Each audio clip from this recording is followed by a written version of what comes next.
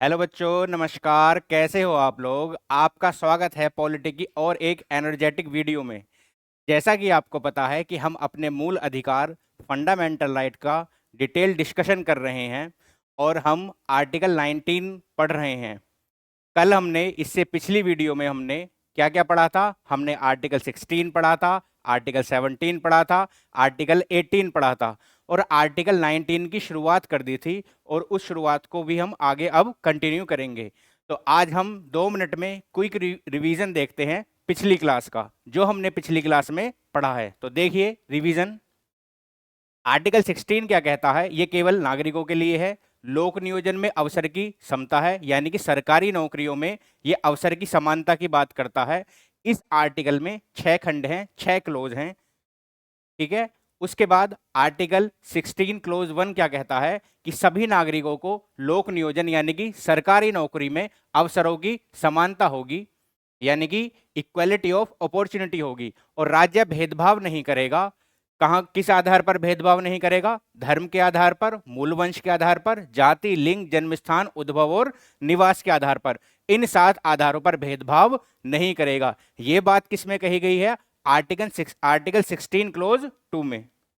उसके बाद article 16 close 3 क्या कहता है? ये एक्सेप्शन है, जहां 16(2) कहता है कि निवास के आधार पर भेदभाव नहीं होगा, वहीं आर्टिकल 16(3) कहता है कि निवास के आधार पर विशेष प्रावधान कर सकता है कौन? राज्य। लेकिन वो शक्ति किसको है विशेष प्रावधान करने की? संसद को है। तो संसद जो है निवास के आधार पर विशेष प्रावधान कर सकता है। इसके बाद आर्टिकल 16 क्लोज 4 क्या है? ये हमारी जो सरकारी नौकरियां हैं, जो लोक नियोजन है, उनमें आरक्षण की बात करता है। तो अगर आपसे कोई पूछे कि हमारी सरकारी नौकरियों में आरक्षण कौन से आर्टिकल से है, तो वो कौन से आर्टिकल से है? 16 क्लोज 4 के लिए। और किस किस के लिए है आरक्षण? एससी के लिए है, एसटी के लिए है और ओबीसी के लिए, यानी कि पिछड़ा वर्ग के लिए, जिसे हम अब क्या कहते हैं? ओबीसी कहते हैं। अब फिर मैंने ओबीसी की कहानी बताई थी। मैंने ये बताया था कि एससी और एसटी को जो आरक्षण है वो तो जब संविधान लागू हुआ था तभी से था, लेकिन पिछड़े वर्ग के लिए जो आरक्षण है वो संविधान लागू जब हुआ था तब आरक्षण नहीं था। कब दिया गया आरक्षण? 1990 में दिया गया। उसके लिए कई आयोग बने, उन आयोगों के बारे में हमने पढ़ा था। तो पिछड़ा वर्ग आयोग देखिए, ओबीसी जो मूल संविधान है 26 जनवरी 1950 को, उसमें आरक्षण नहीं था। तो क्या प्रावधान किया गया? आर्टिकल 340 340 के तहत सरकार जो है पिछड़े वर्ग को आरक्षण देने के लिए, उनकी स्थिति को जानने के लिए पिछड़े वर्ग आयोग का गठन कर सकती है, जिसके लिए काका कालेलकर आयोग का गठन किया गया। काका कालेलकर आयोग का गठन कब किया गया? ये 1954 नहीं, इसको थोड़ा सा चेंज कर लीजिए, ये 1953 है। ये क्या है? 1953। ये है 1953।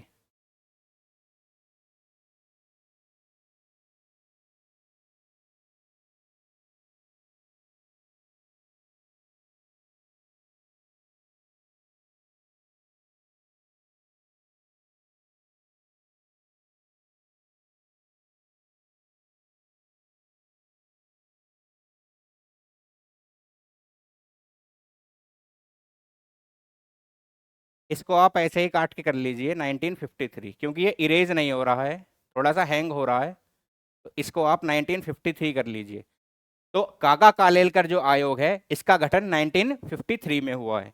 उसके बाद फिर हमने देखा कि 1979 में मंडल आयोग का गठन हुआ। किसका गठन हुआ? मंडल आयोग का। और मंडल आयोग ने 1980 में अपनी क्या दे दी? रिपोर्ट दे दी। और उसने मोरारजी देसाई सरकार ने इसका गठन किया था। और मंडल आयोग की रिपोर्ट 1990 में जारी किसने करी? लागू किसने करी? वीपी सिंह सरकार ने। उसके बाद काफी प्रदर्शन हुए, वाद आए। सुप्रीम कोर्ट में एक बहुत फेमस वाद आया, इंदिरा साहनी वाद। इंदिरा साहनी वाद पर डिसीजन कब आया? 1992 में। अब इस इंदिरा साहनी वाद को देखते हैं। तो इंदिरा साहनी वाद 1992 में सुप्रीम कोर्ट ने कहा कि ओबीसी को 27% आरक्षण हम दे सकते हैं, लेकिन उसे आरक्षण नहीं मिलेगा जो संपन्न वर्ग होगा, यानी कि क्रीमी लेयर को आरक्षण नहीं मिलेगा। और कुल आरक्षण जो है 50% होगा, 50% से अधिक आरक्षण नहीं होगा। और प्रमोशन में आरक्षण नहीं दिया जाएगा। तो इन दोनों बातों को लागू करने के लिए सरकार ने दो संशोधन किए, 77 और 81। 77 संविधान संशोधन से प्रमोशन में आरक्षण देने की बात कही, और 81 CAA 2000 के माध्यम से बैकलॉग वैकेंसी की बात करी, और ये कहा कि अगर बैकलॉग वैकेंसी जो है वो नेक्स्ट भर्ती में जुड़ती है और नेक्स्ट भर्ती में आरक्षण 50% से बढ़कर ज्यादा हो जाता है तो वो इसका उल्लंघन नहीं माना जाएगा। इसका भी प्रावधान सरकार ने कर दिया। उसके बाद जो आर्टिकल 16 क्लोज 4A है उसमें प्रमोशन में आरक्षण किसकी व्यवस्था की गई? प्रमोशन में आरक्षण की। किसकी व्यवस्था की गई? प्रमोशन में आरक्षण की। फिर उसके बाद आर्टिकल 77 CAA 1995 से, फिर उसके बाद article close 4B 16 close 4B में बैकलॉग वैकेंसी की बात करी और इन दोनों प्रावधानों को जोड़ दिया। आपसे कोई पूछे आर्टिकल 16 क्लोज 4A किससे संबंधित है? प्रमोशन में आरक्षण से। आर्टिकल 16 क्लोज 4B किससे संबंधित है? बैकलॉग वैकेंसी से। ये 77 से जोड़ा गया है और ये 81 से जोड़ा गया है। फिर हमने क्या पढ़ा? हमने आर्टिकल 17 पढ़ा। हमने आर्टिकल 17 में अनटचेबिलिटी, छुआछूत की भावना को खत्म करने के बारे में पढ़ा, जिसे हम अस्पृश्यता कहते हैं, और इसके लिए कानून बनाए गए अस्पृश्यता निरोधक अधिनियम और सिविल अधिकार संरक्षण अधिनियम, जिसका नाम 1955 बाद में कर दिया। कब कर दिया? 1976 में। उसके बाद SC/ST एक्ट भी बनाया 1989 में, लागू हुआ 1990 में, और आज भी ये लागू है SC/ST एक्ट। तो ये दोनों एक्ट आपको याद रखने हैं जब आप आर्टिकल किसका रिवीजन करेंगे? 17 का रिवीजन करेंगे। फिर उसके बाद आर्टिकल 18 उपाधियों का अंत, एंड ऑफ टाइटल्स। ये कह दिया गया राज्य उपाधि प्रदान नहीं करेगा। उपाधि प्रदान करने से समाज में क्या है? असमानता बढ़ती है। जैसे अंग्रेज क्या करते थे? उपाधियां देकर हमारे समाज में असमानता को क्या देते थे? बढ़ावा देते थे। तो इसलिए उपाधि प्रदान नहीं करेगा। लेकिन इसके दो अपवाद हैं, इन दोनों अपवादों को याद रखना है। कौन कौन से अपवाद हैं? सेना है और विद्या है। सेना, मिलिट्री, विद्या, एकेडमी, इन दोनों में हम क्या है? टाइटल दे सकते हैं। सेना में टाइटल दिए जाते हैं और विद्या में, एकेडमी में भी डॉक्टरेट की उपाधि दी जाती है। जो इसके क्या हैं? अपवाद हैं। और इस आर्टिकल में यह बात भी कही गई क्या कि अगर कोई भारतीय है विदेशी राज्य से उपाधि लेना चाहता है तो राष्ट्रपति की अनुमति क्या होगी? आवश्यक होगी। कोई गैर भारतीय है, राज्य के अधीन काम कर रहा, राज्य के अधीन किसी पद पर है, उपाधि अगर उसे चाहिए तो राष्ट्रपति की सहमति उसे क्या होगी? आवश्यक होगी। और भारतीय या गैर भारतीय दोनों के लिए अगर राज्य के अधीन पद पर हैं, उसे उपहार चाहिए, कोई भेंट चाहिए, कोई पद चाहिए विदेशी राज्य से, तो राष्ट्रपति की सहमति क्या होगी? आवश्यक होगी। ये हो गया हमारा आर्टिकल 18। अब बढ़ते हैं आर्टिकल 19 की तरफ। आर्टिकल 19 क्या कहता है? आर्टिकल 19 से आर्टिकल 22 तक हमारे क्या हैं? स्वतंत्रता के अधिकार हैं। आर्टिकल 19 में कितने क्लोज हैं? 6 क्लोज हैं, 6 खंड हैं, ये मैं आपको बता चुका हूं। आर्टिकल 19 क्लोज 1 से लेकर आर्टिकल 19 क्लोज 6 तक कितने भाग हैं? इसके 6 भाग हैं, 6 क्लोज हैं, 6 खंड हैं। और पहले खंड में जो आर्टिकल 19 क्लोज 1 है उसमें अधिकार हैं। बाकी जितने भी खंड हैं 19 क्लोज 2 से लेकर 19 क्लोज 6 तक, उनमें युक्त निर्बंधन है, रीजनेबल रेस्ट्रिक्शन है। अब आगे आइए, जो हमारे आर्टिकल 19 क्लोज 1 है उसमें अधिकार हैं, और आर्टिकल 19 क्लोज 1 के भी कितने भाग हैं? 7 उपभाग हैं, उपखंड हैं, जिन्हें हम सब क्लोज कहते हैं। आर्टिकल 19 सब क्लोज ए, आर्टिकल 19 1 सब क्लोज बी, सब क्लोज सी, सब क्लोज डी, सब क्लोज ई, सब क्लोज एफ और सब क्लोज जी। अब ये वाला नहीं है, ये हट गया है। क्यों? क्योंकि इसमें संपत्ति का अधिकार था। क्या था इसमें? संपत्ति का अधिकार। वो अब संपत्ति का अधिकार अब विधिक अधिकार है, और विधिक अधिकार इसे घोषित किया है 44th CAA 44वें संविधान संशोधन से। और अब ये कौन से आर्टिकल में है? आर्टिकल 300A में है। और अब ये क्या है? विधिक अधिकार है। तो संपत्ति का अधिकार अब कौन से आर्टिकल में है? Article 300A। और ये अब कैसा अधिकार है प्यारे बच्चों? ये है अब हमारा विधिक अधिकार, लीगल राइट। अब इसके बाद हमने आर्टिकल 19 क्लोज 1 सब क्लोज ए कल पढ़ लिया था। इसमें था वाक और अभिव्यक्ति की स्वतंत्रता, freedom of speech and expression, freedom of speech and expression. फिर मैंने बताया था कि इस पर युक्त निबंधन लगाए गए हैं। जो हमारी बोलने की आज़ादी है, जो हमारी अभिव्यक्ति की आज़ादी है, वो युक्त निबंधन के अधीन है। उस पर रेस्ट्रिक्शन, सीमाएं लगाई गई हैं, और उन सीमाओं के आधार हैं 8 आधार हैं। कौन कौन से आधार हैं? वो आधार दिए गए हैं आर्टिकल 19 क्लोज 2 में। कौन कौन से आधार हैं? भारत की संप्रभुता एवं अखंडता, लोक व्यवस्था, सदाचार, राज्य की सुरक्षा, विदेशों से मैत्रीपूर्ण संबंध, मानहानि, न्यायालय की अवमानना और अपराध उद्दीपन। ये सारे, इन पर मैं डिटेल डिस्कशन पिछली वीडियो में कर चुका हूं। तो आई होप आपका अच्छा रिवीजन हो गया होगा आर्टिकल 16 से लेकर और आर्टिकल 19 क्लोज 1 सब क्लोज ए तक। अब अगला आर्टिकल देखते हैं। अगला आर्टिकल देखते हैं। अब अगला आर्टिकल क्या चलेगा हमारा? अब अगला आर्टिकल चलेगा आर्टिकल 19 क्लोज 1 और सब क्लोज क्या? बी। सब क्लोज ए हम पढ़ चुके हैं, सब क्लोज बी। इसमें क्या है? इसमें है शांतिपूर्ण, शांतिपूर्ण एवं हथियार रहित, शांतिपूर्ण एवं हथियार रहित। शांतिपूर्ण मतलब पीसफुली, हथियार रहित मतलब अनआर्म्ड यानी कि बिना हथियार के, हथियार रहित सम्मेलन। कोई असेंबली हम बुला सकते हैं, सम्मेलन का अधिकार, सम्मेलन का अधिकार। आर्टिकल 19 क्लोज 1 सब क्लोज बी कहता है कि भारत में प्रत्येक नागरिक को, अब मैं नागरिक क्यों कह रहा हूं? क्योंकि आर्टिकल 19 नागरिकों के लिए है, 15, 16, 19, 29, 30 किसके लिए हैं? नागरिकों के लिए। तो कहता है भारत के प्रत्येक नागरिक को शांतिपूर्ण यानी कि पीसफुली और अनआर्म्ड यानी कि बिना हथियार के कोई सम्मेलन बुलाने का क्या होगा? राइट होगा। लेकिन क्या इस पर युक्त युक्त निर्बंधन है? बिल्कुल है। इसके युक्त युक्त निर्बंधन किसमें दिए गए हैं? इसके युक्त युक्त निर्बंधन दिए गए हैं आर्टिकल 19 क्लोज 3 में। आर्टिकल 19 क्लोज 3 में क्या दिए गए हैं? इसके युक्त युक्त निर्बंधन हैं भारत की, भारत की संप्रभुता, भारत की संप्रभुता, भारत की संप्रभुता एवं अखंडता, भारत की संप्रभुता एवं अखंडता। ये पहला है। ये क्या है? पहला। दूसरा है लोक व्यवस्था। दूसरा क्या है? लोक व्यवस्था। दूसरा क्या है? लोक व्यवस्था। यानी कि अगर हमारी भारत की संप्रभुता को, अखंडता को खतरा है, किससे? सम्मेलन से, तो हम उस पर रोक लगा सकते हैं। और हमारे समाज की लोक व्यवस्था यानी कि समाज की शांति में, सुरक्षा में खतरे में पड़ रही है, तो इसके लिए हम रोक लगा सकते हैं। किस पर? शांतिपूर्ण हथियार रहित सम्मेलन के अधिकार पर। उसके बाद आते हैं अगला, नेक्स्ट। नेक्स्ट है आर्टिकल 19, आर्टिकल 19 क्लोज 1 सब क्लोज सी। यहां हमने कौन सा पढ़ा? बी। अब पढ़ेंगे सी। सी में क्या है? संघ।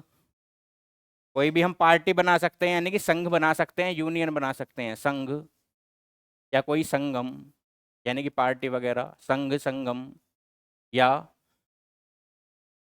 सहकारी समिति, संघ, संगम, सहकारी समिति बनाने का अधिकार। भारत का कोई भी नागरिक पार्टी बना सकता है। अब जितनी भी पार्टियां बनी हैं वो किससे बनी होंगी? इसी से बनी है। जितने भी यूनियन बने हैं किससे बने होंगे? इसी आर्टिकल के तहत बने होंगे। ठीक है। अब क्या है? इस पर भी युक्त युक्त निर्बंधन है। इस पर युक्त युक्त निर्बंधन का आधार कौन सा है वो भी पढ़ते हैं। इस पर युक्त युक्त निर्बंधन किस में दिया होगा? देखिए इसमें किस में दिया है? आर्टिकल 19 क्लोज 3 में। तो इसमें कौन सा होगा? आर्टिकल 19 क्लोज 4 में युक्त युक्त निर्बंधन है। युक्त युक्त निर्बंधन कौन कौन से हैं? युक्त युक्त निर्बंधन इसमें है भारत की, पहला, भारत की संप्रभुता, संप्रभुता एवं अखंडता, भारत की संप्रभुता एवं अखंडता। वही है पिछला वाला ही। दूसरा है, दूसरा है लोक व्यवस्था। पिछला वाला ही है, देखो, लोक व्यवस्था। और एक और फालतू है, एक और तीसरा और जुड़ जाएगा, क्या? भारत की संप्रभुता एवं अखंडता, लोक व्यवस्था, और अगला है सदाचार। कौन सा है? सदाचार। भारत की संप्रभुता एवं अखंडता, लोक व्यवस्था और सदाचार। अब नेक्स्ट, आर्टिकल 19 सब क्लोज सी है, अब आएगा डी। आर्टिकल 19, आर्टिकल 19 क्लोज 1 और सब क्लोज डी। इसमें क्या है? इसमें है भारत के भारत के राज्य क्षेत्र में, जो भारत का टेरिटरी है, भारत के राज्य क्षेत्र में, यानी कि भारत में हम कहीं भी भारत के राज्य क्षेत्र में अबाध संचरण, फ्रीली मूव कर सकते हैं, कहीं भी घूम सकते हैं। अबाध संचरण, अबाध संचरण का अधिकार, अबाध संचरण का अधिकार, अबाध संचरण का अधिकार। इसके बाद आर्टिकल 19 क्लोज 1 और सब क्लोज ई भी पढ़ लेते हैं। एक साथ क्यों पढ़ रहे हैं अभी बताऊंगा। इसमें क्या है? इसमें है भारत के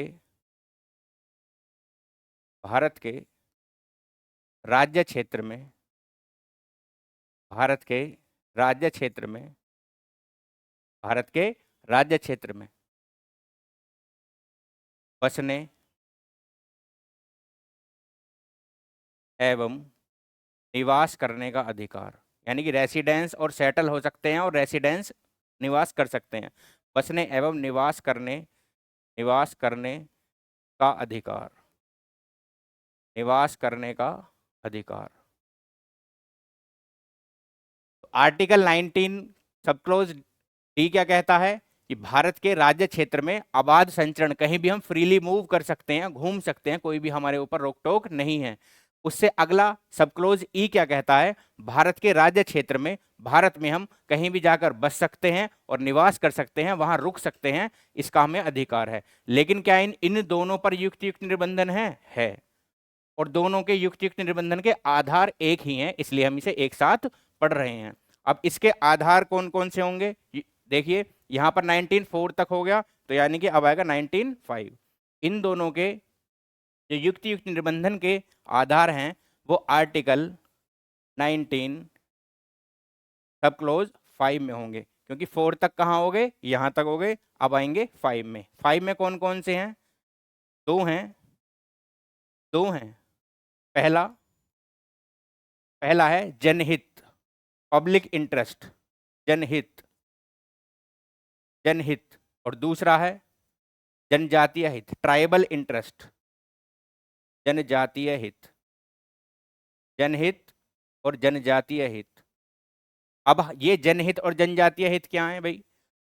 हमारे देश में बहुत सारे एरिया क्या हैं? जनजातियों के हैं, जैसे कि अंडमान निकोबार। अगर आप अंडमान निकोबार घूमने जाओगे तो वहां पर बहुत सारे क्षेत्र क्या हैं? जनजातियों के क्षेत्र हैं। झारखंड जाओगे, वहां बहुत सारे क्षेत्र जनजातियों के क्षेत्र हैं। उत्तर पूर्व में जाओगे, नॉर्थ ईस्ट में जाओगे, वहां बहुत सारे क्षेत्र जनजातियों के क्षेत्र हैं। तो जनजातियों की भाषा, कल्चर, उनका रहना खाना क्या है? अलग होता है। उनकी कल्चर हमारी कल्चर से क्या होती है? अलग। अब हम वहां जाएंगे तो उनकी कल्चर को प्रभावित करेंगे। हमारे अंदर कोई अगर बीमारी है जो फैल सकती है, जैसे कोरोना हो गया, कोरोना की तरह अगर हमने उन्हें फैला दी, इसलिए भी रोक लग सकती है।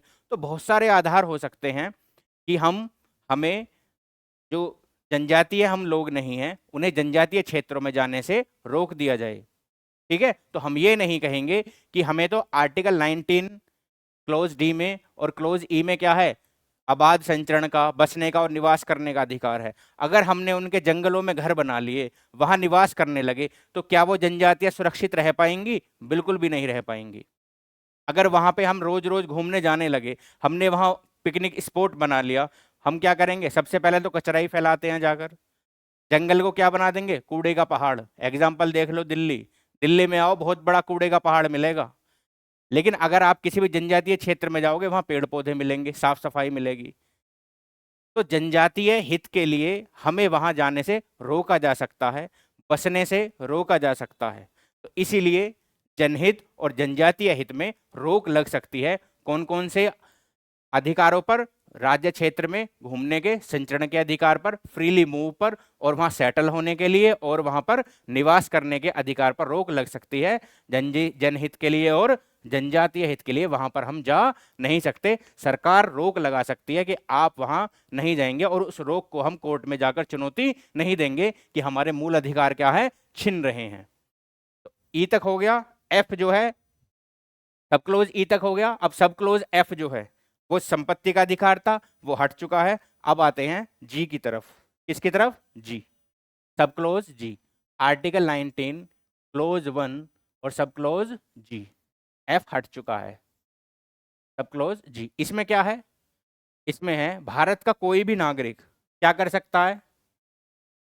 भारत का कोई भी नागरिक, कोई वृत्ति, वृत्ति, भारत का कोई भी नागरिक कोई वृत्ति, वृत्ति का मतलब क्या होता है? प्रोफेशन। क्या होता है? प्रोफेशन, उपजीविका, ऑक्यूपेशन, उपजीविका, ऑक्यूपेशन, कोई वृत्ति, उपजीविका, व्यवसाय यानी कि बिजनेस, और व्यापार यानी कि ट्रेड, इन चारों का अधिकार होगा। इन चारों का क्या होगा? अधिकार होगा। इन चारों का अधिकार होगा, इन चारों का राइट होगा, इन चारों का अधिकार होगा। किस किस का? वृत्ति, प्रोफेशन, उपजीविका, ऑक्यूपेशन, व्यवसाय, बिजनेस, व्यापार यानी कि ट्रेड। अब इन चारों का मतलब क्या है? ये चार अधिकारों का इनका मतलब भी समझ लेते हैं। वृत्ति, प्रोफेशन का मतलब है कि वो कोई भी ऐसा काम जिसमें डिग्री की और स्किल की जरूरत होती है, उसे कहते हैं प्रोफेशन। जैसे मैं डॉक्टर नहीं बन सकता। क्यों नहीं बन सकता मैं डॉक्टर? मेरे पास एमबीबीएस की डिग्री नहीं है। मैं पायलट नहीं बन सकता, मेरे पास पायलट से संबंधित डिग्री नहीं है। तो कोई भी ऐसा काम जिसके लिए डिग्री की, स्किल की आवश्यकता हो, वो क्या कहलाती है? प्रोफेशन कहलाती है। बात समझ में आई? उसके बाद है उपजीविका, ऑक्यूपेशन। उपजीविका का मतलब होता है, ऑक्यूपेशन का मतलब होता है कि आपके आपकी दिनचर्या के लिए, आपके जीवन के लिए, आपके जीविकोपार्जन के लिए कोई भी वो काम कर सकते हैं जो आपके जीवन को चलाने के लिए, पैसे कमाने के लिए क्या हो? आवश्यक हो। बात समझ में आई? आप कुछ भी काम कर सकते हैं। आप ठेला लगा सकते हैं, आप सड़क पर कपड़े बेच सकते हैं, जैसे आप देखते होंगे। आप क्या है, कहीं पर भी किसी से जुड़कर पंपलेट जो है वो बांट सकते हैं। कोचिंगों के बाहर पंपलेट बांटने वाले खड़े रहते हैं, पर्चे बांटने वाले, लीजिए आप इस कोचिंग में आइए, आप उस कोचिंग में जाइए, हम प्रचार कर रहे हैं इस कोचिंग का। तो कोई भी व्यक्ति अपने जीवन के लिए, पैसे कमाने के लिए, भाई वो पैसे नहीं कमाएगा तो क्या है, भूखा मर जाएगा। तो वो पैसे कमाने के लिए कोई भी काम कर सकता है, जो काम लीगल हो, इलीगल ना हो। तो उसे ही हम क्या कहते हैं? उपजीविका, ऑक्यूपेशन। ठीक है। उसके बाद है व्यवसाय, बिजनेस।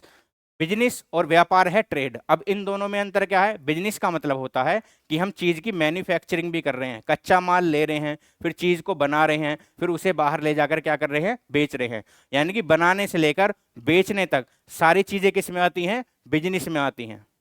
ठीक है। और व्यापार, व्यापार का मतलब होता है बस एक एक जगह से खरीदा और दूसरी जगह बेच दिया। यहां हम मैन्युफैक्चरिंग नहीं कर रहे। तो जब हम किसी भी चीज को बना भी रहे हैं, कच्चा माल भी ले रहे हैं, उसकी मैन्युफैक्चरिंग भी कर रहे हैं, फिर उसको बाजार में बेच भी रहे हैं, तो वो पूरी सारी की सारी प्रोसेस क्या कहलाएगी? व्यवसाय कहलाएगी। और व्यापार क्या कहलाएगा? केवल लेना और बेचना। इसमें हम निर्माण या चीज को, वस्तु को नहीं बना रहे हैं।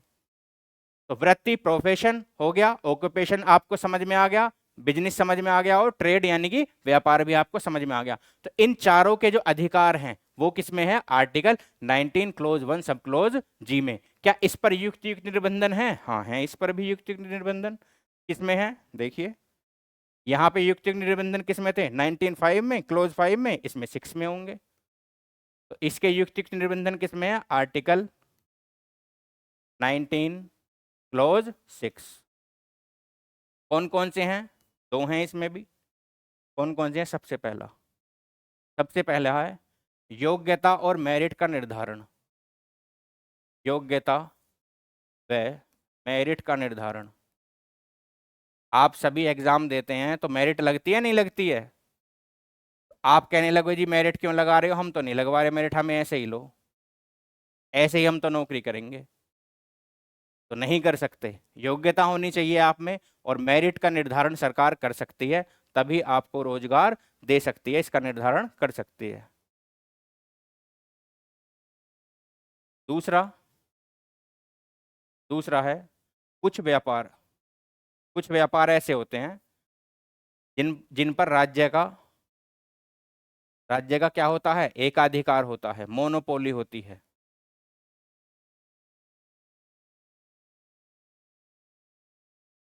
योग्यता और मेरिट का निर्धारण, और कुछ व्यापार ऐसे होते हैं जिन पर राज्य अपना एकाधिकार घोषित कर सकता है। ऐसे लिख लो, राज्य का एकाधिकार घोषित। जैसे कि हथियार बनाना, हथियार कौन बनाता है, सरकार ही बनाती है। ठीक है, हथियार कौन बनाता है, सरकार बनाती है, वो किसी प्राइवेट व्यक्ति से हथियार नहीं बनाती। तो उसने अपना मोनोपोली, एकाधिकार घोषित कर रखा है कि हथियार AK-47 या AK-203 कौन बनाएगा, हम ही बनाएंगे। और बहुत सारी ऐसी चीजें हैं जहां पर सरकार ये कह देगी कि आप इस चीज को नहीं कर सकते। जैसे कि मैं खेती करता हूं, मैं गेहूं का व्यापार कर रहा हूँ, गेहूं को उगा रहा हूँ, फिर उससे गेहूं को स्टोर कर रहा हूँ, फिर उसके बाद क्या कर रहा हूँ, आटा बना रहा हूँ, फिर उस आटे को कहाँ बेच रहा हूँ, कहाँ बेच रहा हूँ, मार्केट में बेच रहा हूँ। तो मैं क्या कर रहा हूँ, व्यवसाय कर रहा हूँ। अब सरकार, अब अगर मैं कहने लगूँ, मैं इस बार मेरे गेहूं उगाने के मन में नहीं है, इस बार मैं क्या उगाऊंगा, भांग उगाऊंगा।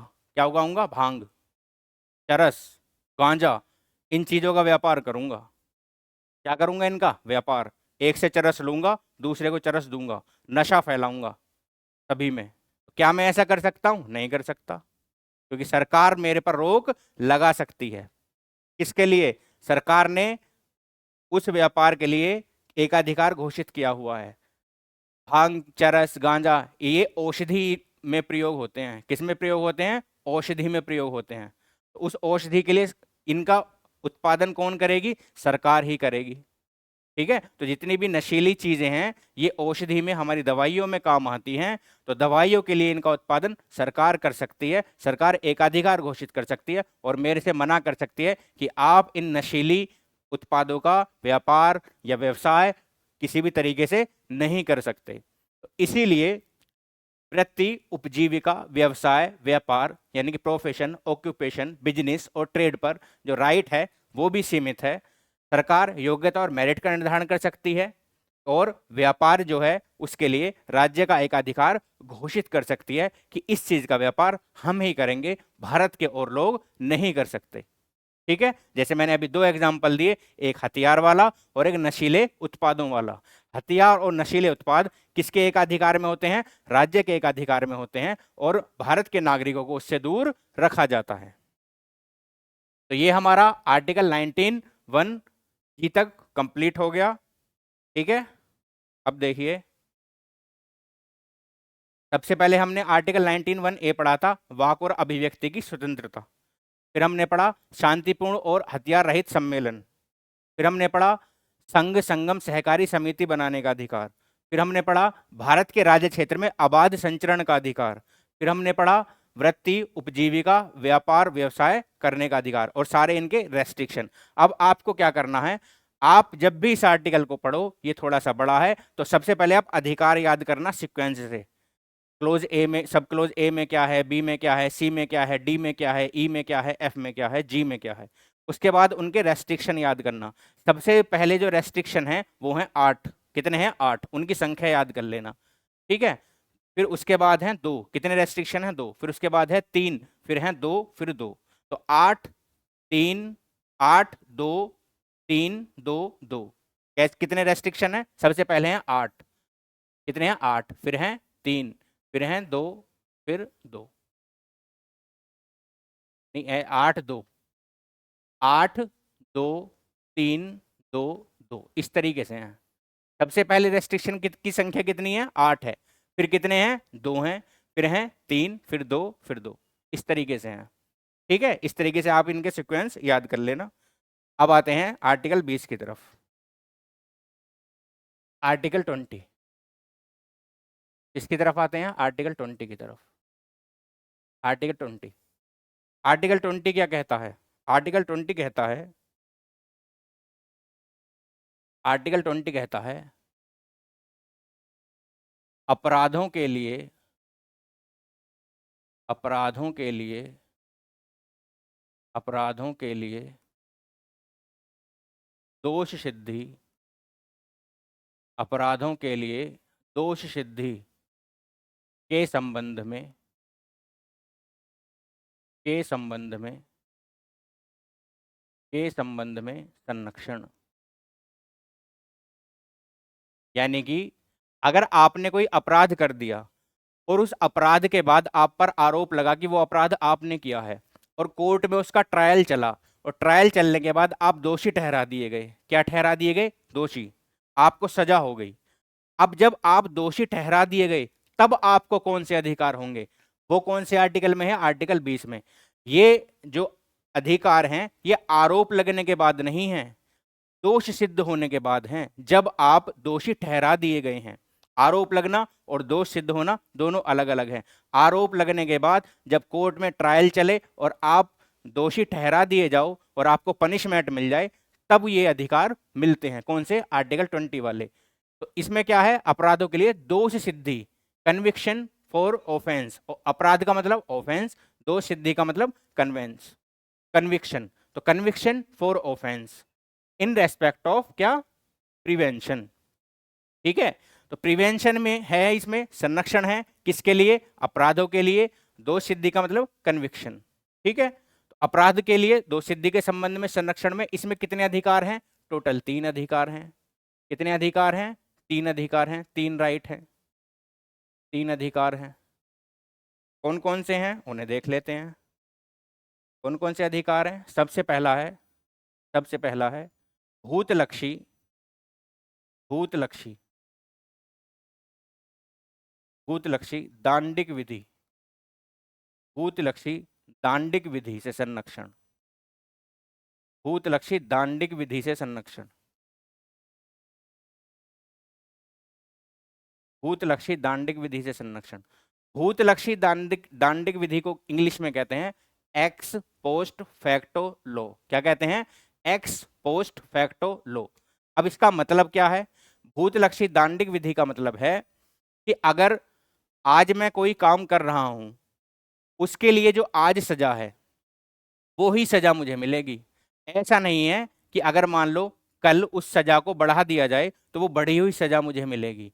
यानी कि कानून को हम उस दिन से ही लागू मानेंगे जिस दिन कानून बनेगा, और कानून जिस दिन बनेगा उस दिन से और आने वाले दिनों के लिए उसे लागू माना जाएगा, उससे पहले वाले दिनों के लिए उसे लागू नहीं माना जाएगा।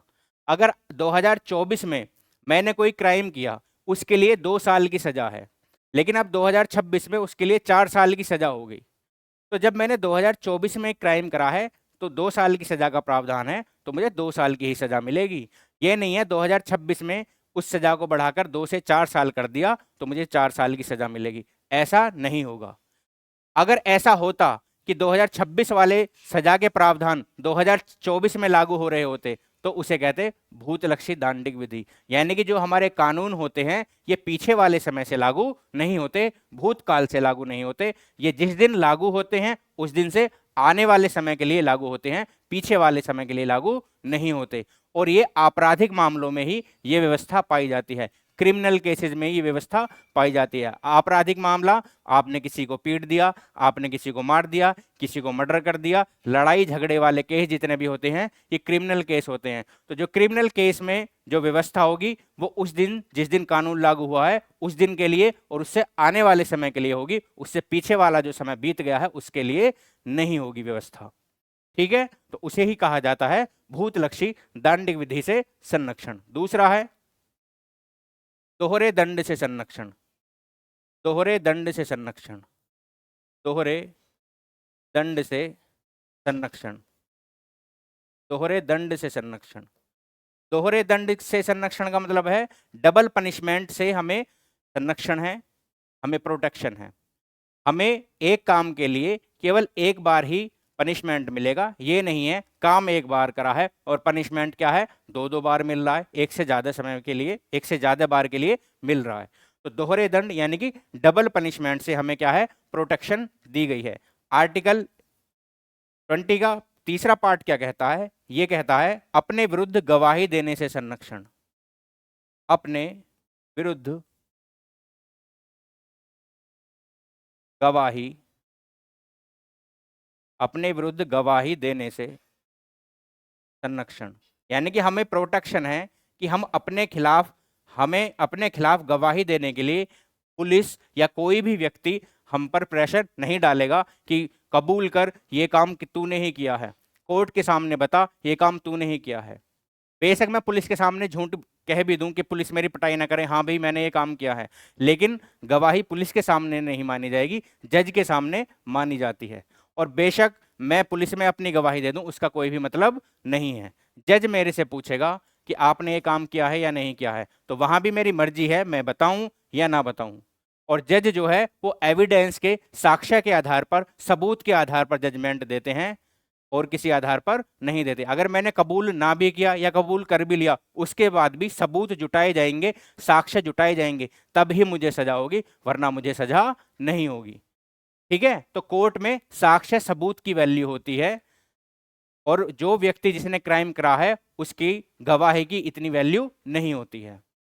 तो अपने विरुद्ध गवाही देने के लिए जो है उसे बाध्य नहीं किया जाएगा। ये तीनों अधिकार जो हैं ये किस में है, आर्टिकल 20 में है।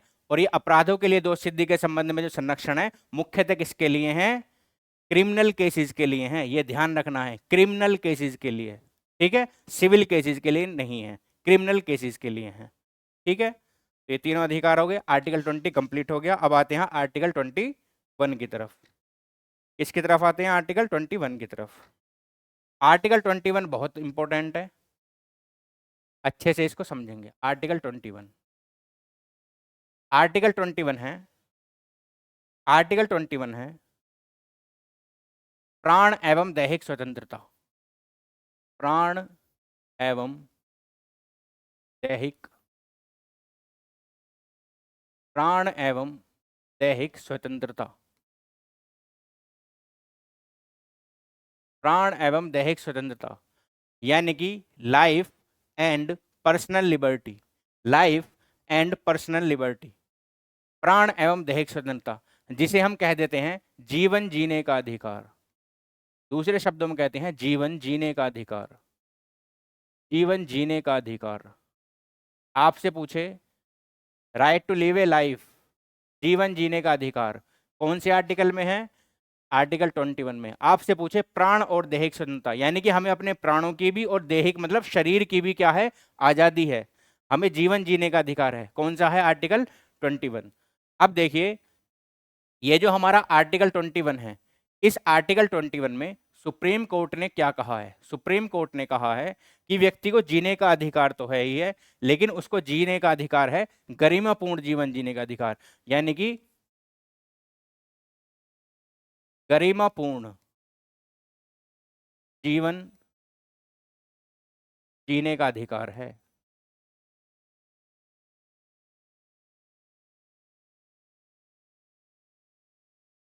यानी कि right to live, right to live a life है किसके साथ, ह्यूमन डिग्निटी के साथ, गरिमापूर्ण इसके साथ, मानवीय गरिमापूर्ण लिख लो, मानवीय,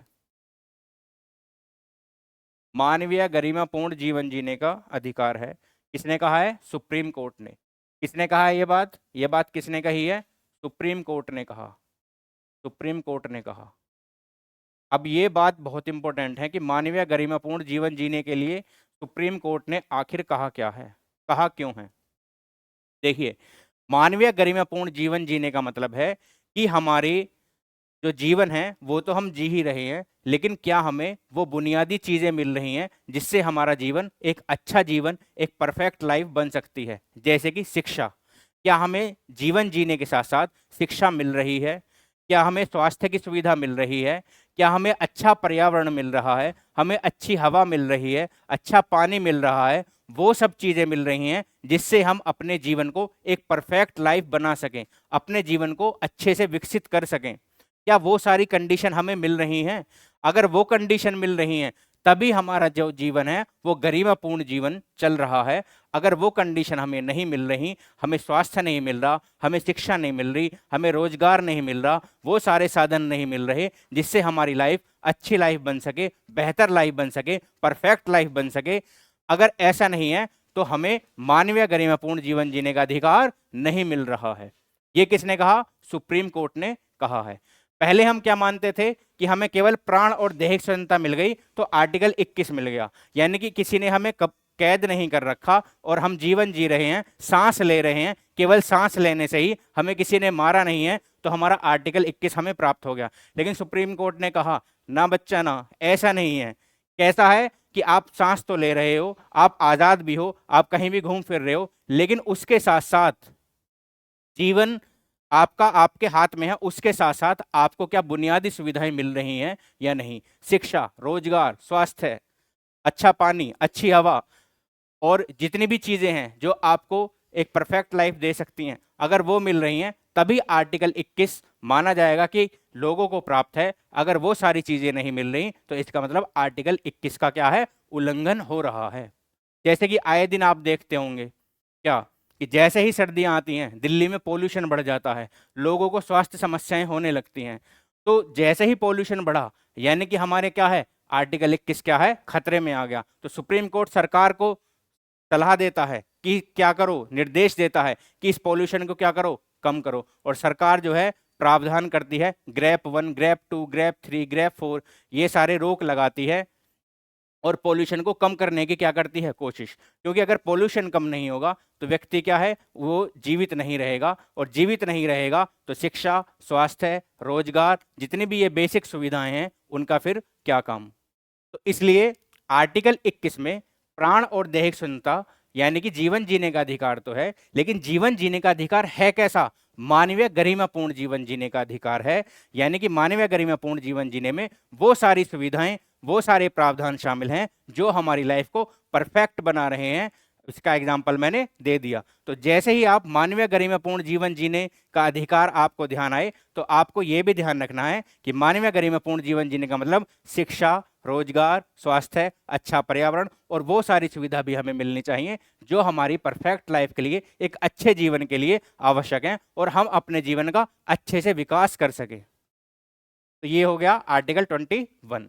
अब आर्टिकल 21 के काफी सारे एग्जाम्पल हैं, जैसे कि अगर आपको खाना नहीं मिल रहा तो भी आपके आर्टिकल 21 का क्या है? उल्लंघन है। आपको रहने को, गरीब है कोई, इसको रहने को जगह नहीं मिल रही, आश्रय का अधिकार जो है वो नहीं मिल रहा तो भी आर्टिकल 21 का उल्लंघन है। आपको अच्छी हवा नहीं मिल रही तो आर्टिकल 21 का उल्लंघन है।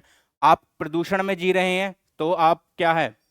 आर्टिकल 21 का उल्लंघन है। तो आर्टिकल 21 के बहुत सारे एग्जाम्पल हैं, ठीक है, जिससे भी आपके प्राणों को, आपके जीवन को या आपकी परफेक्ट लाइफ को रुकावट आ रही है, वो आर्टिकल 21 का क्या माना जाएगा? उल्लंघन माना जाएगा। फॉर एग्जाम्पल, एक बहुत अच्छा एग्जाम्पल देता हूं। आपके पड़ोसी को यह पता है कि इस व्यक्ति को कुत्ते से डर लगता है और वो आपको परेशान करने के लिए रोज आपके गेट के बाहर या अपने गेट के बाहर गली में क्या है? कुत्ते को बांध देता है ताकि आप बाहर ना निकलो। तो कुत्ते के डर की वजह से आप बाहर नहीं निकल रहे तो क्या है? आपकी दैहिक स्वतंत्रता क्या है? छिन गई। तो आपका कौन सा आर्टिकल? 21 छिन गया। आप कोर्ट में जाकर कह सकते हैं कि ये मुझे डराने के लिए रोज क्या है? कुत्ते को छोड़ देता है और मेरा आर्टिकल 21 क्या है? उल्लंघन इसका हो रहा है। तो आप उसको निर्देश दीजिए कि वो उस कुत्ते को अपने घर में रखे। डीजे चलता है, किसी की शादी है और उसने पूरी रात डीजे बजाया और पूरे हफ्ते ऐसे ही कर रहा है, रोज डीजे बजा रहा है, तो आप क्या है? आप उस डीजे के बजने से ना तो सो पा रहे हैं, ना ही चैन से रह पा रहे हैं। आपका कौन सा आर्टिकल छिन गया? आर्टिकल 21 छिन गया। कौन सा आर्टिकल छिन गया? आर्टिकल 21। आप कोर्ट जाकर उसके डीजे पर रोक लगवा सकते हैं। पटाखे चलाना, पटाखे चलाने पर भी रोक क्यों लगती है? क्योंकि पटाखे चलाने से एक तो ध्वनि प्रदूषण होता है, दूसरा क्या है? पोल्यूशन होता है। तो जो सुप्रीम कोर्ट और हाई कोर्ट रोक लगाती है पटाखों पर, कौन सा आर्टिकल है? आर्टिकल 21। ठीक है, तो हमें अपने जीवन जीने की पूरी खुली छूट है, किसी भी तरीके से हम जी सकते हैं, ये आर्टिकल 21 कहता है। मैं किससे शादी करूं, किससे ना करूं, ये मेरा क्या है? पर्सनल राइट है। ये भी किस में है? आर्टिकल 21 में। ठीक है, मैं कहीं कहीं भी जाऊं, कहीं भी घूमूं, कभी भी सोऊं, कभी भी उठूं, कुछ भी करूं, ये अधिकार मुझे किस में मिलता है? आर्टिकल 21 में। तो आर्टिकल 21 को अब जब आप पढ़ोगे तो इसके सैकड़ों एग्जाम्पल हैं, और वो एग्जाम्पल आकर मिलते कहाँ पर हैं? हमारे जीवन जीने के अधिकार पर मिलते हैं। और जीवन कैसा? गरिमापूर्ण जीवन। तो इसके जितने भी एग्जाम्पल हैं उनका केंद्र बिंदु, उनका सेंटर है गरिमापूर्ण जीवन जीने का अधिकार। और गरिमापूर्ण जीवन जीने में वो सारी सुविधाएं शामिल हैं, वो सारी चीज़ें शामिल हैं जो हमारी लाइफ को एक परफेक्ट लाइफ बना रही हैं, हम अपने जीवन का अच्छे से विकास कर रहे हैं। ये हो गया हमारा आर्टिकल 21। उसके बाद हम पढ़ते हैं आर्टिकल 21 में एक और बात कही गई है। क्या कही गई है आर्टिकल 21 में? एक बात बहुत इंपॉर्टेंट है वो। आर्टिकल 21 में कहा गया है कि किसी भी व्यक्ति को प्राण एवं दैहिक स्वतंत्रता से प्राण एवं दैहिक स्वतंत्रता से विधि द्वारा स्थापित प्रक्रिया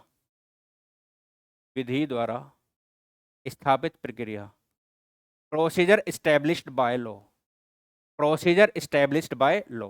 विधि द्वारा स्थापित प्रक्रिया के द्वारा ही वंचित किया जाएगा। विधि द्वारा स्थापित प्रक्रिया के द्वारा ही क्या किया जाएगा? वंचित किया जाएगा। इसका मतलब क्या हुआ?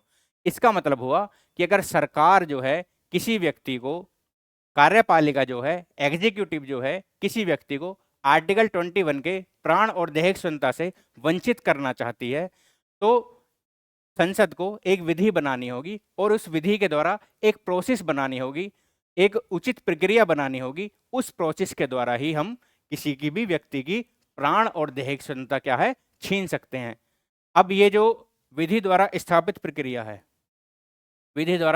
प्रक्रिया ये ब्रिटेन परंपरा से है, ब्रिटिश परंपरा है। ये कैसी परंपरा है? ब्रिटिश परंपरा। और भारत ने इसे कहां से लिया? तो भारत ने इसे लिया जापान से। क्यों लिया? ब्रिटेन की परंपरा है, ब्रिटेन से गई जापान और जापान से कहां आई? भारत। तो पूछे परंपरा कहां की है? तो ब्रिटिश परंपरा है। भारत ने कहां से अडॉप्ट करी है? जापान से, जापान के संविधान से। कहां से करी है? जापान के संविधान से। मतलब क्या है? मतलब मैंने समझा दिया कि अगर सरकार किसी भी व्यक्ति के प्राण और दैहिक स्वतंत्रता से वंचित करना चाहती है तो उसके लिए संसद जो है एक विधि बनाएगी और उस विधि के द्वारा एक प्रोसेस होगा, एक पूरी प्रोसेस होगी, प्रक्रिया होगी, जिसके द्वारा उसके प्राण और दैहिक स्वतंत्रता से उसे वंचित किया जा सकेगा। ये कैसी परंपरा है? ब्रिटिश परंपरा है। लेकिन भारत ने इसे कहां से लिया है? भारत ने इसे जापान के संविधान से लिया है। जब हम ब्रिटिश द्वारा स्थापित प्रक्रिया पढ़ते हैं तो ब्रिटिश द्वारा स्थापित प्रक्रिया के साथ साथ हम एक और प्रक्रिया पढ़ते हैं। वो प्रक्रिया है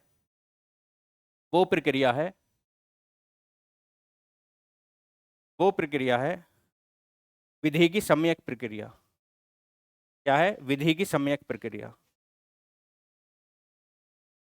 विधि की सम्यक प्रक्रिया ड्यू प्रोसेस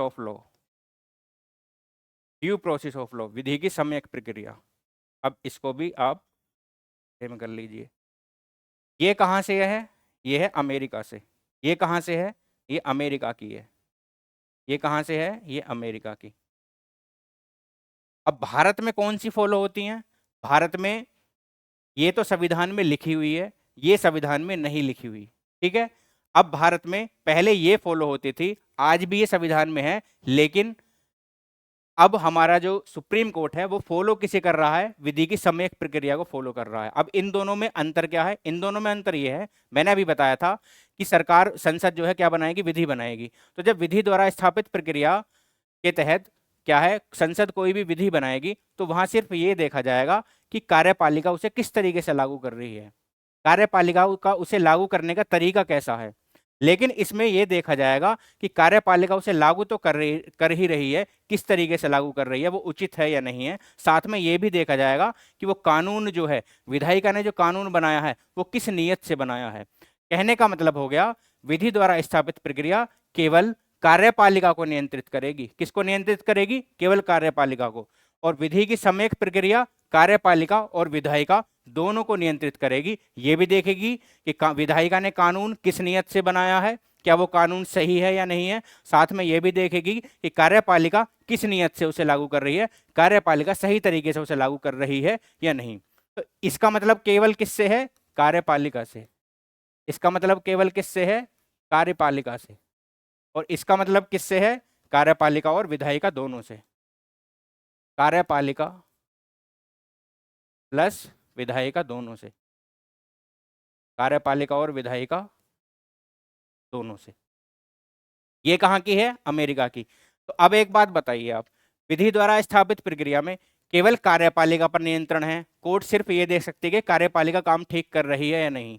लेकिन विधि की सम्यक प्रक्रिया में, ड्यू प्रोसेस ऑफ लॉ में, कार्यपालिका के साथ साथ विधायिका को भी चेक करा जाएगा कि विधायिका ने कानून सही बनाया है, सही नियत से बनाया है या नहीं। तो अब बताइए, आप खुद ही बताइए कौन सा सही है। इसमें केवल कार्यपालिका को नियंत्रित करा जा रहा है और इसमें क्या है? कार्यपालिका और विधायिका दोनों को नियंत्रित करा जा रहा है। तो आज भी संविधान में तो ये लिखा हुआ है, लेकिन हमारी कोर्ट किसको फॉलो कर रही है? इसको फॉलो कर रही है। कब से फॉलो कर रही है? 1978 से, मेनका गांधीवाद से। मेनका गांधीवाद के बाद से भारत में कौन सी प्रोसेस फॉलो हो रही है? विधि की सम्यक प्रक्रिया।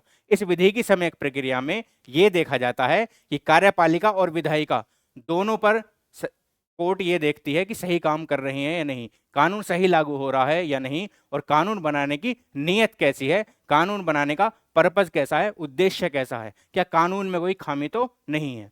इसमें केवल कार्यपालिका पर नियंत्रण था और इसमें कार्यपालिका और विधायिका पर। ठीक है, अब ये हो गया पूरा आर्टिकल 21 क्लियर। अब आते हैं आर्टिकल 22। आर्टिकल 22, आर्टिकल 20, आर्टिकल 22 क्या कहता है? कुछ दशाओं में, कुछ दशाओं में। अच्छा, आर्टिकल 21 में एक चीज़ और है, अभी इसे बाद में पढ़ेंगे। आर्टिकल 21 ए तो रह ही गया बेटा, एक और आर्टिकल रह गया, आर्टिकल 21 ए। आर्टिकल 21 ए क्या है? इसे जोड़ा गया था, कब जोड़ा गया था? 18 CAA, संविधान संशोधन अधिनियम 1980, 2002 के द्वारा। 2002 86वें संविधान संशोधन अधिनियम 2002 के द्वारा आर्टिकल 21 ए जोड़ा गया। और ये क्या है? इसमें शिक्षा का अधिकार है। और शिक्षा भी कैसी? निशुल्क, फ्री, निशुल्क एवं अनिवार्य, निशुल्क एवं अनिवार्य शिक्षा, निशुल्क एवं अनिवार्य शिक्षा किसके लिए है बच्चे? ये है 6 से 14 वर्ष, 6 से 14 वर्ष के बच्चों के लिए, 6 से 14 वर्ष के बच्चों के लिए निशुल्क और अनिवार्य शिक्षा। और इसे देने के लिए संसद ने क्या बनाया है? कानून भी बनाया है। कानून कौन सा है? शिक्षा का अधिकार अधिनियम, शिक्षा का अधिकार अधिनियम, शिक्षा का अधिकार अधिनियम। वो कब बनाया? 2009 में, 2009 में। और लागू कब हुआ? लागू कब हुआ? 2010 में। कब लागू हुआ? 2010 में। Right to education act. तो आर्टिकल 21 ए जो है ये मूल संविधान में नहीं था। ये कब जोड़ा गया? 86वें संविधान संशोधन 2002 के द्वारा जोड़ा गया। और इसमें निशुल्क यानी कि फ्री और अनिवार्य यानी कि कंपलसरी शिक्षा है 6 से 14 वर्ष के बच्चों के लिए। ठीक है, और शिक्षा का अधिकार अधिनियम इसके लिए बनाया 2009 में और लागू किया 2010 में। ठीक है, उसके बाद आते हैं नेक्स्ट। अब आते हैं आर्टिकल 22 की तरफ। अब आते हैं आर्टिकल 22 की तरफ। अब आते हैं आर्टिकल 22 की तरफ। आर्टिकल 22 क्या कहता है? आर्टिकल 22 कहता है कुछ दशाओं में, कुछ दशाओं में, कुछ सिचुएशन में, कुछ दशाओं में गिरफ्तारी, कुछ दशाओं में गिरफ्तारी यानी कि अरेस्ट, गिरफ्तारी एवं निरोध, निरोध मतलब प्रिवेंशन, गिरफ्तारी एवं निरोध से संरक्षण, कुछ दशाओं में गिरफ्तारी एवं निरोध से संरक्षण। अब ये गिरफ्तारी और निरोध क्या है? आपने कोई क्राइम कर दिया, कोई अपराध कर दिया, जब आकर पुलिस आपको अरेस्ट करेगी वो कहलाएगी आपकी गिरफ्तारी। लेकिन अपराध हुआ ही नहीं है, केवल आशंका के आधार पर पुलिस को ऐसा लग रहा है कि आप अपराध कर सकते हो आने वाले समय में, तो पुलिस पुलिस आपको क्या कर लेगी? डिटेन कर लेगी। उस डिटेन करने को ही क्या कहते हैं? निरोध कहते हैं। तो गिरफ्तारी और निरोध यानी कि अरेस्ट और डिटेंशन के लिए जो प्रोटेक्शन मिलता है, कौन से आर्टिकल से मिलता है बच्चों? आर्टिकल 22 से मिलता है। कौन से आर्टिकल से मिलता है? आर्टिकल 22 से मिलता है। अब इसमें क्या क्या मिलता है देखिए। सबसे पहले हम समझते हैं गिरफ्तारी होती कितने तरीके की है। गिरफ्तारी या निरोध जो है वो कितने तरीके का है? गिरफ्तारी जो है, एक तो है दंडात्मक, दंडात्मक, और एक है निवारक। एक तो है दंडात्मक और दूसरा है निवारक, दूसरा है निवारक। इसे कहते हैं प्यूनिटिव, इसे कहते हैं प्रिवेंटिव। प्यूनिटिव, प्रिवेंटिव, दो तरीके की गिरफ्तारी हैं। ठीक है। अब अगर किसी व्यक्ति को दंडात्मक, ये कब है? अपराध के बाद। ये कब कहलाती है? अपराध के बाद। ये अपराध के बाद है, आपने अपराध कर दिया तब गिरफ्तारी हो रही है, तो वो कैसी कहलाएगी? दंडात्मक। अपराध नहीं करा, अपराध के पूर्व ही, अपराध के पूर्व ही, केवल आशंका है अपराध कर सकते हो, केवल आशंका, केवल आशंका है कि आप अपराध कर सकते हो, तो क्या है? निवारक कहलाएगी। तो कुछ दशाओं में गिरफ्तारी और निरोध से संरक्षण है। गिरफ्तारी दो तरीके की है, या निरोध दो तरीके का है, दंडात्मक और निवारक। जब अपराध के बाद हो तो दंडात्मक है, और जब अपराध के पूर्व केवल आशंका हो तो क्या है? निवारक है। अब देखिए हमारा जो आर्टिकल 32 ये है, 22 है, इसमें अधिकार कौन कौन से हैं? अगर आप की दंडात्मक, अगर आपकी दंडात्मक गिरफ्तारी हो रही है, कैसी हो रही है? दंडात्मक। अगर आपकी दंडात्मक गिरफ्तारी है यानी कि आपने अपराध कर दिया तब आपकी गिरफ्तारी हो रही है, तो दंडात्मक गिरफ्तारी में क्या क्या होगा? सबसे पहला अधिकार आपको कौन सा मिलेगा? दंडात्मक गिरफ्तारी में अधिकार कौन कौन से मिलेंगे? दंडात्मक गिरफ्तारी में अधिकार कौन कौन से मिलेंगे? सबसे पहला अधिकार मिलेगा, सबसे पहला अधिकार गिरफ्तारी का, जो हमारी गिरफ्तारी हुई है, गिरफ्तारी का आधार, गिरफ्तारी का आधार यथाशीघ्र, यथाशीघ्र मतलब जल्द ही, गिरफ्तारी का आधार यथाशीघ्र जानने का अधिकार। पुलिस हमें बताएगी हमें गिरफ्तार क्यों किया है, क्यों कर रही है हमें गिरफ्तार। तो गिरफ्तारी का आधार यानी कि किस आधार पर हमें गिरफ्तार किया जा रहा है, यथाशीघ्र उसको बताएगी। दूसरा, अपनी रुचि के, अपनी रुचि के, हमारी पसंद का होना चाहिए, अपनी रुचि के विधि व्यवसायी यानी कि वकील, एडवोकेट, विधि व्यवसायी, अपनी रुचि के विधि व्यवसायी से परामर्श का अधिकार, परामर्श, परामर्श का अधिकार यानी कि हम उससे क्या कर सकते हैं? कंसल्ट कर सकते हैं कि वकील साहब कैसे ही करके बाहर निकाल लो, एक बार जितने पैसे चाहिए उतने दे दूंगा, बस मुझे यहाँ से बाहर निकाल लो। तो ये बातचीत जो है ये क्या कहलाएगी? परामर्श। हम परामर्श करेंगे, वकील साहब पूछेंगे आपने अपराध किया है, आप उस टाइम कहाँ पर थे, क्या आपने किस तरीके से अपराध किया, सबूत कहाँ है, किस तरीके से, सारी डिटेल वकील साहब ले लेंगे और फिर कोर्ट में उसका क्या करेंगे? बचाव करेंगे। तो वकील से परामर्श करने का अधिकार क्या है? ये दिया जाता है किसमें? दंडात्मक गिरफ्तारी जब होती है। कौन से आर्टिकल के तहत? आर्टिकल 22 के तहत। तीसरा अधिकार क्या मिलता है? 24 घंटे के अंदर, 24 घंटे के अंदर, 24 घंटे के अंदर, 24 घंटे के अंदर, 24 घंटे के अंदर निकटतम मजिस्ट्रेट 24 घंटे के अंदर निकटतम मजिस्ट्रेट निकटतम मजिस्ट्रेट निकटतम मजिस्ट्रेट के सामने सुनवाई का अधिकार, निकटतम मजिस्ट्रेट के समक्ष सुनवाई का अधिकार।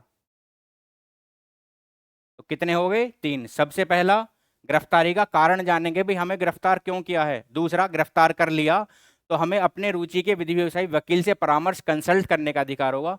तीसरा, 24 घंटे के अंदर निकटतम मजिस्ट्रेट के समक्ष हमें सुनवाई का अधिकार होगा, हमें पेश किया जाएगा 24 घंटे के भीतर। और इस 24 घंटे में यात्रा वाला समय शामिल नहीं होता। किसी को पंजाब से गिरफ्तार करके दिल्ली लाया जा रहा है तो यात्रा वाला समय गिरफ्तार नहीं होगा, तो वो काउंट नहीं होगा यात्रा वाला समय। तो ये जो तीनों अधिकार हैं ये तब मिलेंगे जब दंडात्मक गिरफ्तारी हुई है। और अगर गिरफ्तारी कैसी हुई है? निवारक हुई है, तो उसमें क्या होगा?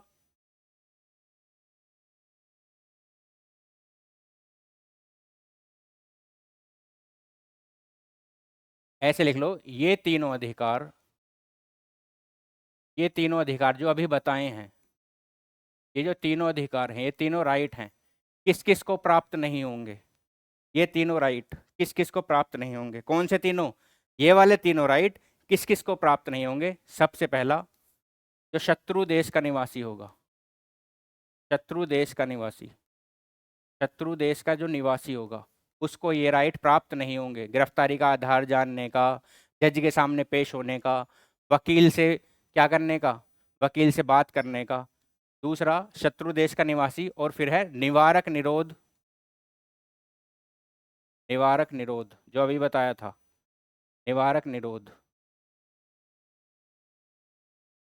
निवारक निरोध से अगर किसी की क्या हुई है? गिरफ्तारी हुई है। यानी कि अगर निवारक निरोध से किसी की गिरफ्तारी हुई है, शत्रु देश का निवासी है, तो उसको ये तीनों राइट प्राप्त नहीं होंगे। अब जो ये निवारक निरोध की गिरफ्तारी है, जो ये निवारक निरोध की गिरफ्तारी है, इसे कितने समय तक रख सकते हैं? फिर इसे रख सकते हैं 3 माह तक। 3 माह तक गिरफ्तारी इसकी हो सकती है। 3 माह तक इसे हिरासत में रख सकते हैं। कितने माह तक? 3 माह तक इसे हिरासत में रख सकते हैं। अगर 3 माह से अधिक रखना है, 3 माह से अधिक, 3 माह से अधिक रखना है गिरफ्तारी में, 3 माह से अधिक रखना है, तो एक सलाहकारी बोर्ड, सलाहकारी बोर्ड 3 माह से अधिक रखना है तो सलाहकारी बोर्ड इसकी क्या करेगा? बताएगा कि हाँ आप 3 माह से ज़्यादा रख सकते हो। उस सलाहकारी बोर्ड में होंगे कौन? हाई कोर्ट के जज। कौन होंगे? हाई कोर्ट के जज। अब वो हाई कोर्ट के जज जो रिटायर हो गए वो भी हो सकते हैं, और जो काम कर रहे हैं इस टाइम वो भी हो सकते हैं। तो कहने का मतलब हुआ, हमारे जो ये तीनों राइट हैं ये किस किस को नहीं मिलेंगे? शत्रु देश के निवासी को नहीं मिलेंगे, और निवारक निरोध के अधीन अगर किसी को गिरफ्तार किया गया उसे नहीं मिलेंगे। और उसे कितने समय तक रख सकते हैं हम? 3 माह तक रख सकते हैं। 3 माह से अगर उसे अधिक गिरफ्तार करके रखना है तो उसे सलाहकारी बोर्ड बनेगा, और सलाहकारी बोर्ड कहेगा कि हाँ आप इसे 3 महीने से ज़्यादा रख सकते हैं या नहीं। तो ये जो सलाहकारी बोर्ड है ये किससे बनेगा? हाई कोर्ट के जजों से बनेगा, हाई कोर्ट के जजों से बनेगा। और इस सलाहकारी बोर्ड के लिए जो नियम बनाएगा कि सलाहकारी बोर्ड काम कैसे करेगा, किस आधार पर निर्णय देगा, उस नियम की शक्ति किसको होगी? उस नियम की शक्ति होगी, नियम बनाने की शक्ति होगी संसद को, पार्लियामेंट को। नियम बनाने की शक्ति किसको होगी? संसद को होगी। किसको होगी? संसद को। दोबारा से देखिए, दंडात्मक गिरफ्तारी में 3 अधिकार हैं। गिरफ्तारी का आधार जानने का, अपने रुचि के विधि व्यवसाय करने का, 24 घंटे के भीतर निकटतम मजिस्ट्रेट के समक्ष सुनवाई का अधिकार। ये तीनों अधिकार शत्रु देश के निवासी निवारक निरोध विधि के अधीन गिरफ्तार व्यक्ति को नहीं है।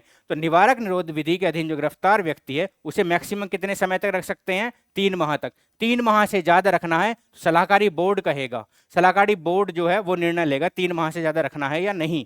अब वो सलाहकारी बोर्ड बनेगा किससे? हाई कोर्ट के जज से। और सलाहकारी बोर्ड के लिए नियम कौन बनाएगा कि सलाहकारी बोर्ड इस तरीके से काम करेगा, इस तरीके से निर्णय करेगा? उसके लिए नियम बनाएगा, उसकी शक्ति किसको होगी? संसद को। किसको होगी उसकी शक्ति? संसद को। क्या ऐसे सरकार ने कभी कानून बनाए हैं? तो सरकार ने